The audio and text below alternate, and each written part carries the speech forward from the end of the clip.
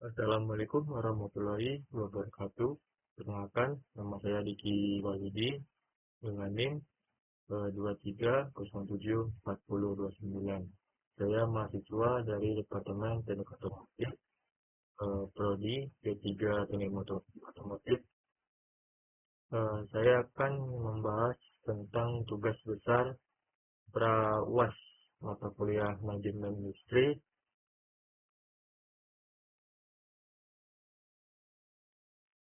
yaitu tentang penjadwalan proyek.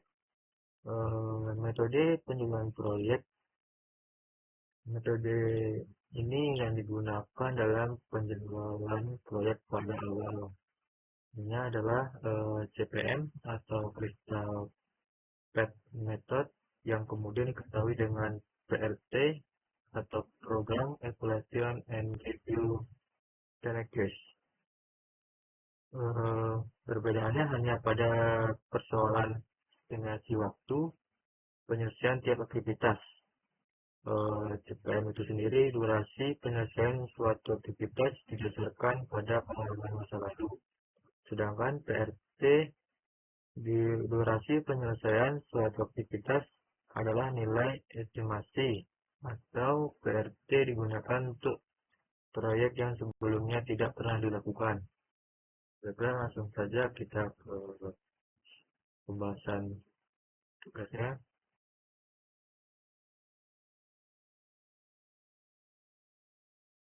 Di sini ada sebuah tabel proyek terdiri dari beberapa aktivitas seperti tercantum di bawah ini.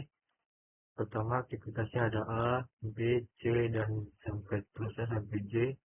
Di sini ada backloading activity. Di sini A tidak diketahui, B dikerjakan setelah A selesai. C sama seperti A tadi, D dikerjakan ketika B sudah selesai. Activity E dikerjakan ketika C dan D telah selesai. Kemudian F sampai I sama seperti D dan B. Dan untuk J itu H, I, dan G harus selesai terlebih dahulu baru bisa mengerjakan activity J. Nah, di sebelahnya sini ada duration atau waktu pelaksananya.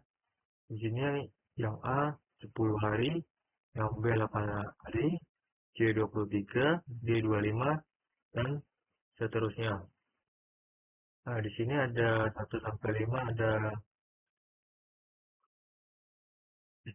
ada langkah pengerjaannya dan poin-poin pertanyaan. Di sini yang pertama, tuliskan kembali kasus di atas dengan memasukkan angka yang sesuai dengan NIM masing-masing. Misalnya, NIM Anda 19073085, maka durasi C adalah 19 hari, durasi F adalah 85 hari. Di sini sudah saya masukkan, untuk durasi C-nya 23 hari, untuk durasi F-nya 29 hari. Kemudian nomor 2, gambarkan rangkaian aktivitas di atas secara lengkap ke dalam diagram PRT atau CPM dan Rennes diagram. Itu nanti saya sampaikan di slide berikutnya. Yang ketiga, berapa lama waktu yang dibutuhkan untuk menyelesaikan proyek tersebut. Kemudian yang keempat, tentukan lintasan kritis dari proyek tersebut menggunakan diagram PRT dan CPM dan Rennes diagram.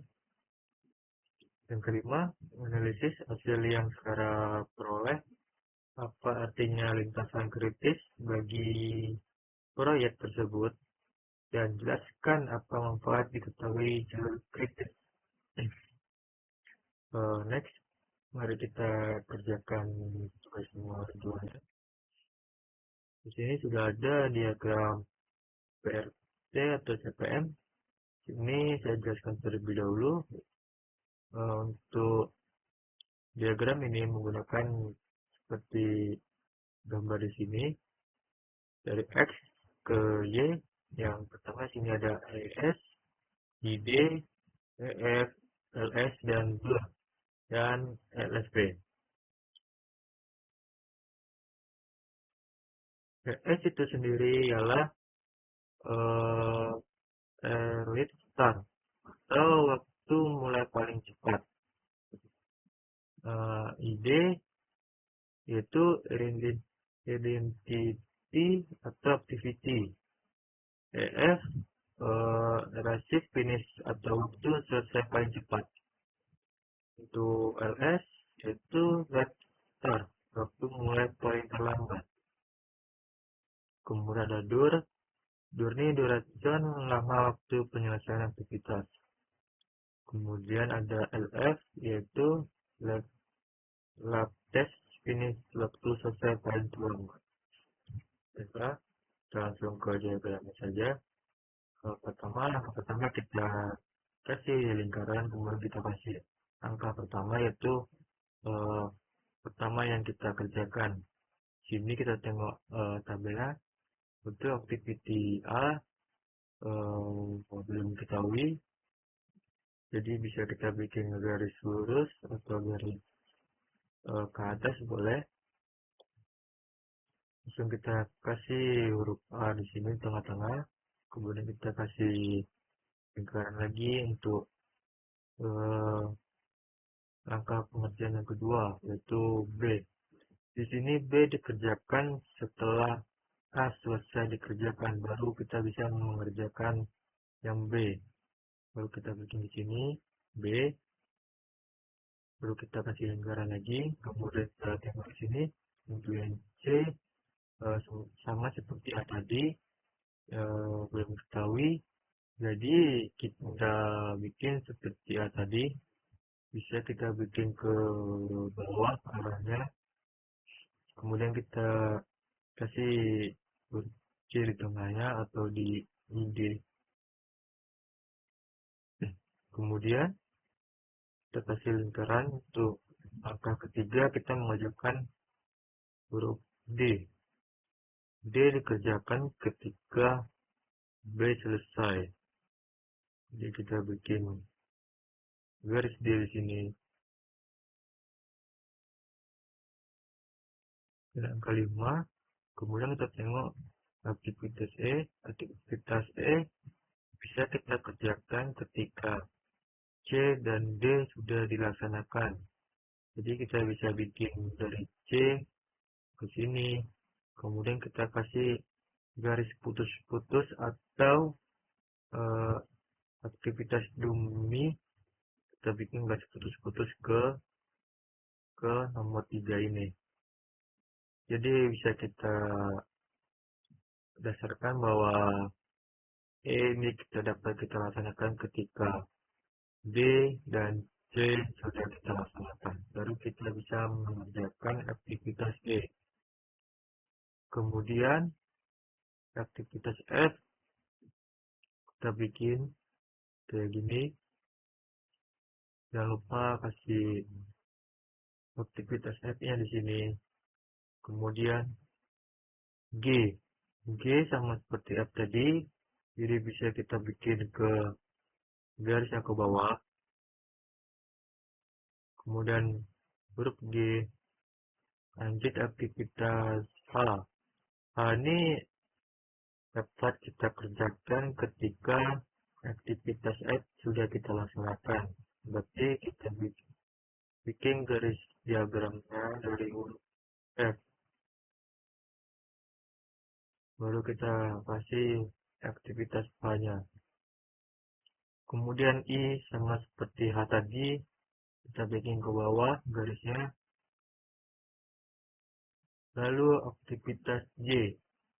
Aktivitas J ini dapat kita kerjakan ketika aktivitas H, I, dan G sudah kita kerjakan. Jadi kita bisa bikin garisnya di G. Terus jangan lupa garis putus-putusnya dari H ke I, lalu ke G. Barulah kita bisa mengerjakan aktivitas J. Kemudian kita masukkan durnya atau berapa lama waktu penyelesaian aktivitasnya. Di sini kita lihat A 10 hari, B 8 hari, untuk C-nya 23 hari, dan D-nya 25 hari, E-nya 7 hari, F-nya 29 hari, G-nya 38 hari, dan F-nya 30 hari, I-nya 23, J-nya 25. Nah, kemudian kita kerjakan ES dan EF-nya. Caranya, EF-nya waktu paling cepat. Untuk A ini kita waktu paling cepatnya kita di 0. Kemudian 0 ditambah ES ditambah dur, baru dapatlah EF, yaitu 0 tambah 10 jadi 10. Kemudian 10 ini kita pindahkan ke sini. Jadi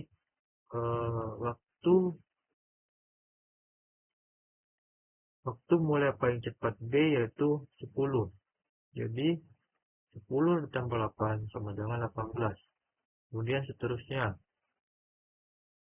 Untuk yang D sama seperti tadi, yaitu 18 yang pindah ke sini. Lalu 18 ditambah 25 sama dengan 43 untuk F-nya atau waktu selesai paling cepatnya.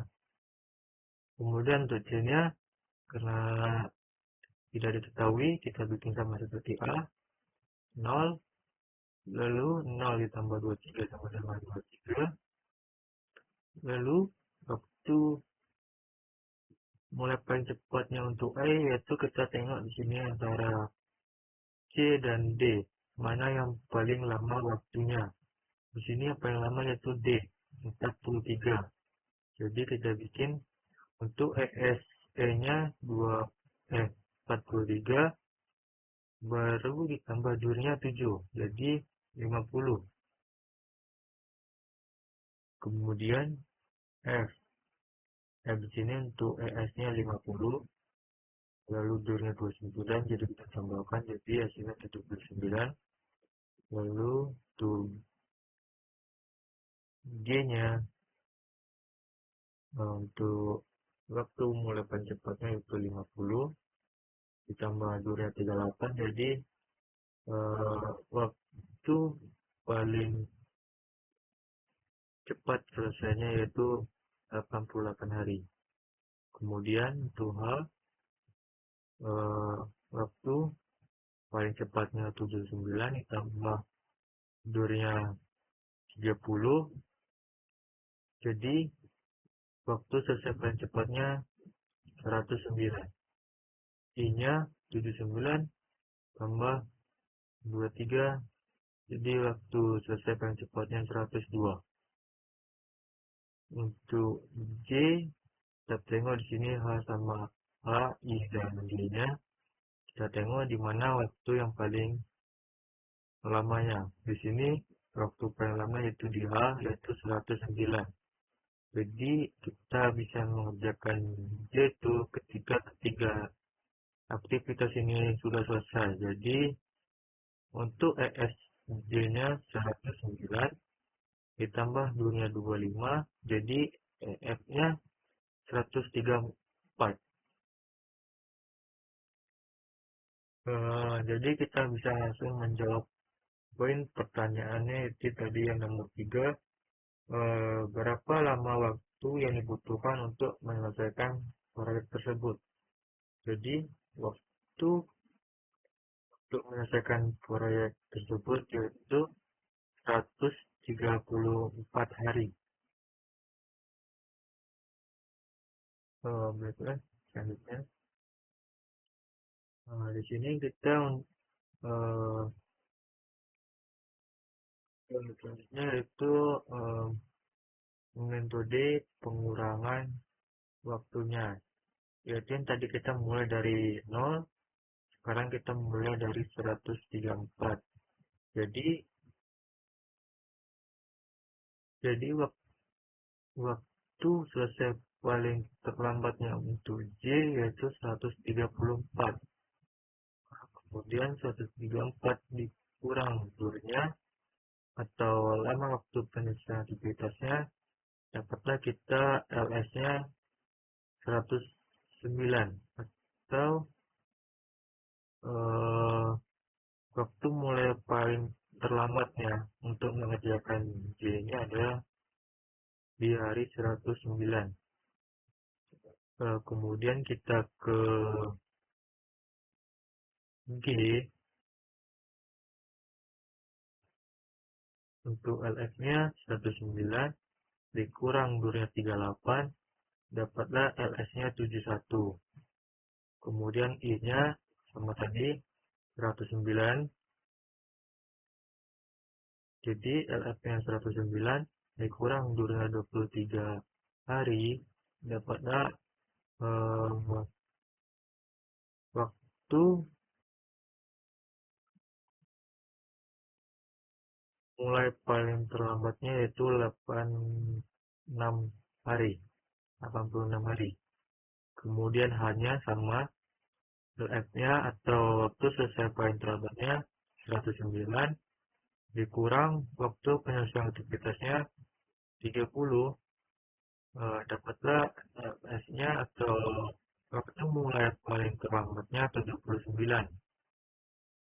Di sini untuk F-nya kita tengok di mana waktu mulai paling terlambatnya.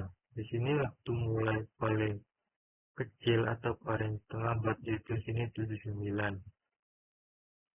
Jadi untuk F-nya, LF-nya itu 79 dikurang 29, dapatlah 50 untuk LS-nya. Jadi LS-nya 50 atau waktu mulai paling terlambat untuk ini adalah di hari ke-50. Kemudian G tadi sudah saya jelaskan. Untuk E-nya, untuk LF-nya tetap sama tema yaitu mana yang paling terkecil. Yang paling terkecil di sini adalah 50. Jadi untuk E, LF-nya atau waktu selesai paling terlambatnya adalah di hari ke-50. Kemudian dikurang 7, dapatnya waktu mulai paling terlambat adalah 43 hari. Kemudian untuk C-nya, LF-nya 43 dikurang durnya 23, dapatnya LS-nya atau waktu mulai paling terlambatnya adalah 20 hari. Kemudian D-nya, LF-nya 43 dikurang durnya 25, dapatlah LS-nya 18. Kemudian yang B, LS-nya 18 dikurang durnya 8, dapatlah LS-nya 10. Lanjut ke A, waktu selesai paling terlambatnya adalah 10. Untuk lama waktu penyelesaian adalah 10. Lalu LS-nya waktu mulai paling tercepatnya adalah 0. Jadi 10 dikurang 10 dapatlah 0. Mungkin itu tadi hasil pengurangannya. Kemudian selanjutnya tentukan selanjutnya yaitu aktivitas yang kritis. Aktivitas kritis adalah aktivitas dengan ES sama dengan LS dan EF sama dengan LS. Aktivitas kritis ditandai dengan garis panah tebal. Di sini sudah saya bikin yaitu aktivitas A, aktivitas B, C, E, F, A, G. Di sini kenapa saya kasih tanda panah, di sini ketemu untuk ES sama dengan LS-nya sama, dan LF dan LF-nya sama, yang B ES dan LS-nya sama, EF dan LF-nya sama angkanya, itulah yang namanya aktivitas kritis. Jadi aktivitas kritisnya itu atau lintasan kritisnya A, B, D, E, F, A, dan G. Berarti di sini kita sudah dapat menjawab poin nomor 4, yaitu soalnya tentukan lintasan kritis dari proyek tersebut atau menggunakan diagram yang sudah Anda buat pada poin A tadi. Sudah kita dapat ketahui untuk lintasan kritisnya yaitu ada A, B, D, E, F, A, dan G. Kemudian yaitu Bradens diagram. Ini sama seperti tadi, cuman bedanya di sini kita bikin kotak. Sini dapat kita ketahui yaitu legend ES, ID, EF, SL, LS, DUR, LS, dan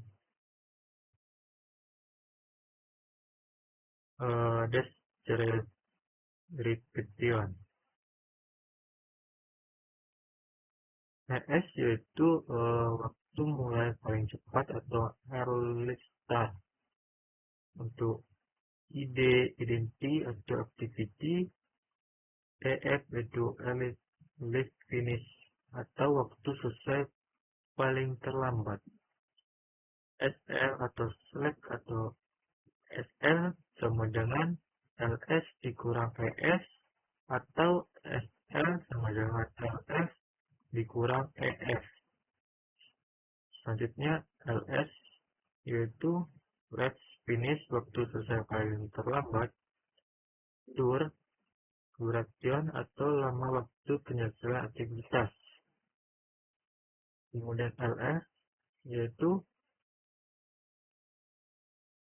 last finish, waktu selesai paling terlambat.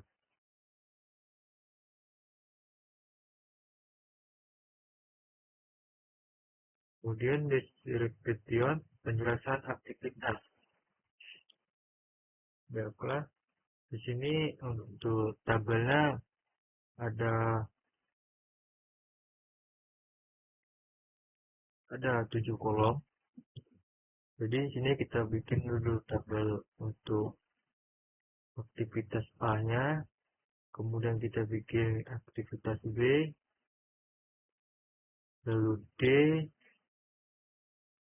C, E, F, G, A, I, J.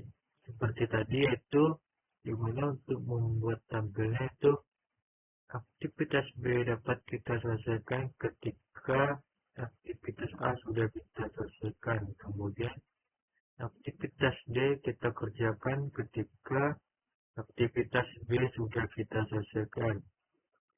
Selanjutnya C sama seperti A kan tidak diketahui. Kemudian E dapat kita selesaikan ketika D dengan C sudah kita selesaikan. Lalu F kita selesaikan ketika E sudah selesai. Lalu G sama seperti F. Lalu H dapat kita kerjakan ketika F sudah selesai. Lalu I sama seperti H. Lalu J dapat kita kerjakan ketika H, I, dan J sudah kita selesaikan. Kemudian kita masukkan durnya di sini. A-nya 10, B-nya 8, D-nya 25, E-nya 7, C-nya 23, F-nya 29, J-nya 38, H-nya 30, I-nya 23, untuk J-nya 25. Kemudian di sini kita mencari ES dan EF-nya. ES untuk A ini atau waktu mulai paling cepatnya yaitu 0. 0 ditambah durnya atau waktu lama waktu penyelesaian aktivitasnya itu 10. Jadi waktu selesai paling terlambatnya adalah 10. Kemudian untuk B, waktu mulai paling cepatnya 10, waktu paling terlambatnya adalah 18. Untuk D, waktu mulai paling cepatnya 18, dan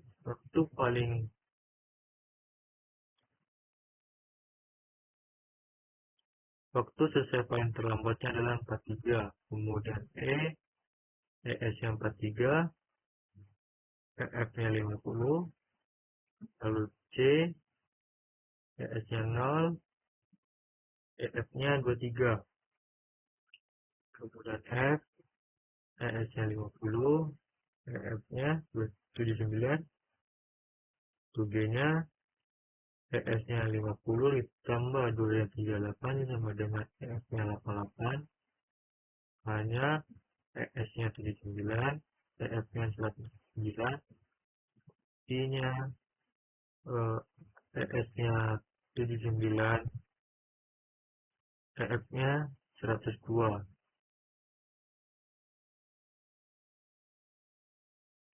Kemudian untuk ESJ-nya kita tengok seperti tadi, di mana itu yang paling lama waktunya. Waktunya sini paling lama adalah 109. Jadi ESJ adalah 109. Jadi hasilnya untuk MF-nya 134. Berarti sama seperti yang tadi, hasilnya 134. Next, kemudian sini kita mencari waktu mundurnya atau mencari LS dan MS-nya. Sama seperti diagram yang tadi,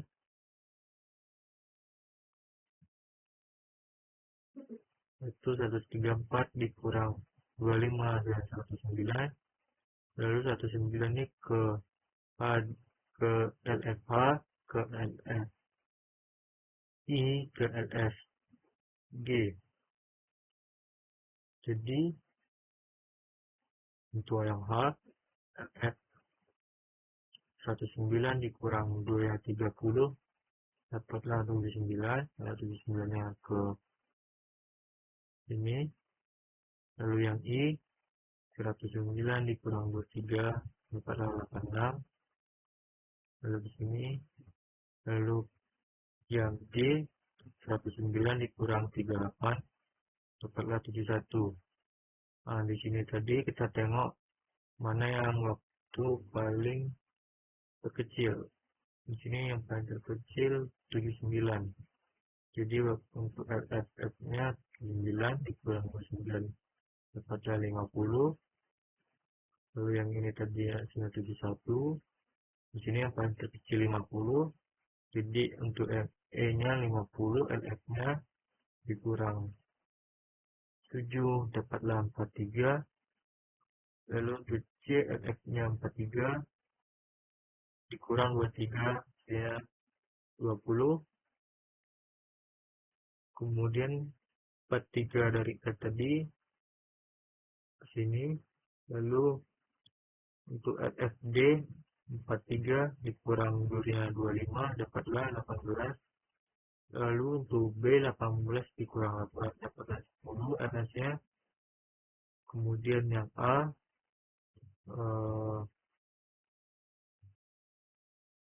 waktu selesai paling terlambatnya 10 dikurang durnya 10 dapatlah waktu mulai paling terlambatnya adalah 0. Jadi beginilah predence diagram. Nah, di sini untuk Untuk aktivitas kritisnya ditandai dengan garis putus-putus pada tabelnya, kayak contoh A, B, D, E, F, H, dan J. Jadi lintasan kritisnya itu A, B, D, E, F, A, dan J. Selanjutnya itu kita menjawab poin kelima, yaitu poinnya tadi analisis hasil yang Anda peroleh. Apa artinya lintasan kritis bagi proyek tersebut? Sini analisa hasil yang saya peroleh. Durasi proyek secara keseluruhan bergantung pada jalur terpanjang, yaitu jalur kritis. Dalam hal ini, jalur kritis adalah jalur yang melibatkan aktivitas A, B, D, E, F, A, dan J.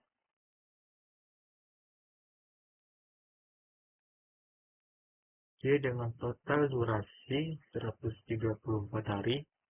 Hal ini menunjukkan bahwa proyek akan selesai dalam 134 hari jika semua aktivitas dilakukan sesuai jadwal, tanpa ada keterlambatan pada aktivitas di jalur kritis. Kemudian, apa artinya lintasan kritis bagi proyek tersebut? Nah, di sini, lintasan kritis menunjukkan bahwa jalur yang paling menentukan waktu menyelesaikan proyek tersebut. Aktivitas yang terletak di lintasan kritis harus selesai tepat waktu untuk memastikan bahwa proyek tersebut atau proyek dapat diselesaikan sesuai dengan target waktu yang telah ditentukan. Manfaat mengetahui jalur kritis ini, yang pertama, kualitas manajemen waktunya. Dengan mengetahui jalur kritis, manajer proyek dapat mengidentifikasi aktivitas yang paling mempengaruhi durasi proyek dan memberikan prioritas lebih tinggi pada aktivitas tersebut.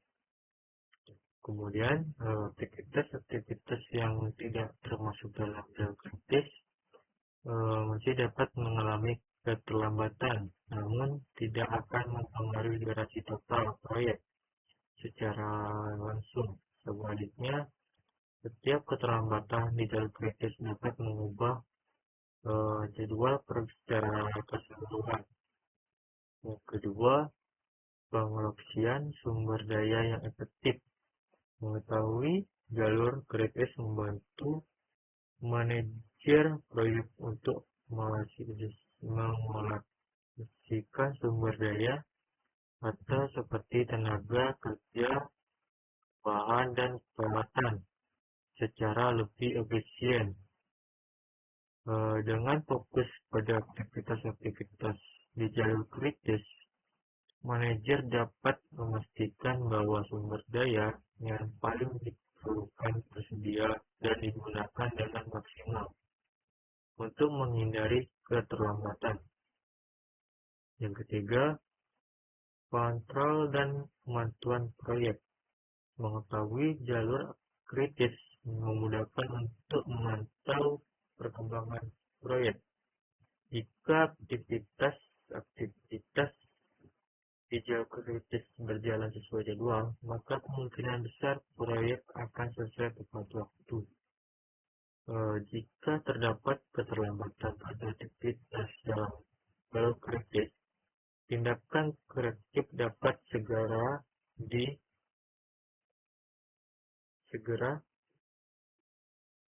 dapat menghindari dampak lebih lanjut terhadap proyek tersebut. Mungkin sekian penjelasan dari saya tentang tugas besar Pra-UAS mata kuliah manajemen industri. Mohon maaf apabila ada salah-salah kata dalam penyampaian. Saya akhiri. Assalamualaikum warahmatullahi wabarakatuh.